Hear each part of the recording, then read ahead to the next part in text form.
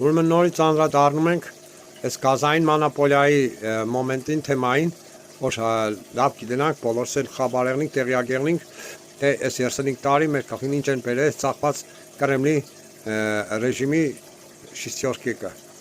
Ու ինչ ձևի մեզի ստրուգի պես պահել են, վախեցրած, որ հանգարց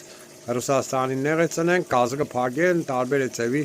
մանիպուլյացիաների միջոցով։ Բայց հնի փակասու բանի տեխնոլոգիայի տարեկանը հասնելը բոլորս է հասանալի է, ամեն ինչն է մենք կարող ենք ճիշտ է իմանալ ու տեղից շարժվենք, լսենք հլը։ Տանի արևային ներուժը։ Հայաստանը ունի արևային էներգիայի հսկայական պաշարներ տարեկան մոտ 1.720 RANЖE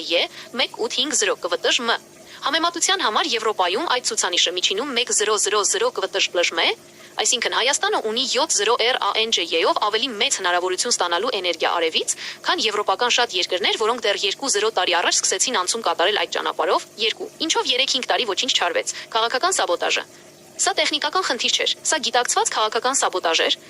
Ահա թե ինչու, վերցրու կամ վճարիր, take or pay պայմանագրեր։ Ռուսաստանի հետ կնքված պայմանագրերը պարտավորեցնում էին Հայաստանին գնել գազի կոնկրետ ծավալներ, անկախ նրանից դրա կարիքը կա թե ոչ։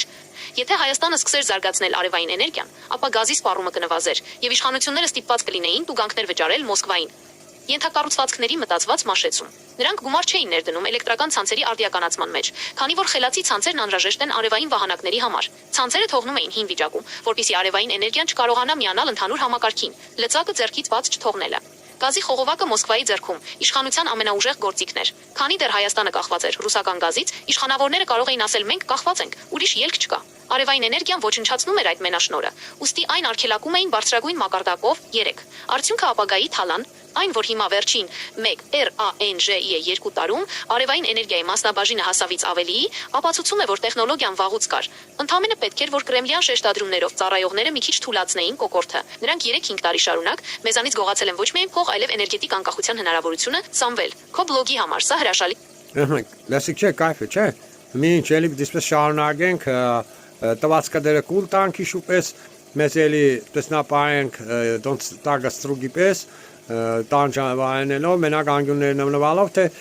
ելնել միանալ կեղդա ռեժիմին վերացնել, հախերիցը կալ, ազատվել ես կեղդա ռեժիմին, սպարյադեք բերել երգիրը։ Մեզ որատյա մտացեք ու տարածեք, թող բոլորն է տեղյակ եղնին այս ամեն ինչից, որ միանանք, համախպինք, այս ամեն ինչի հախիցը կանք բոլորի։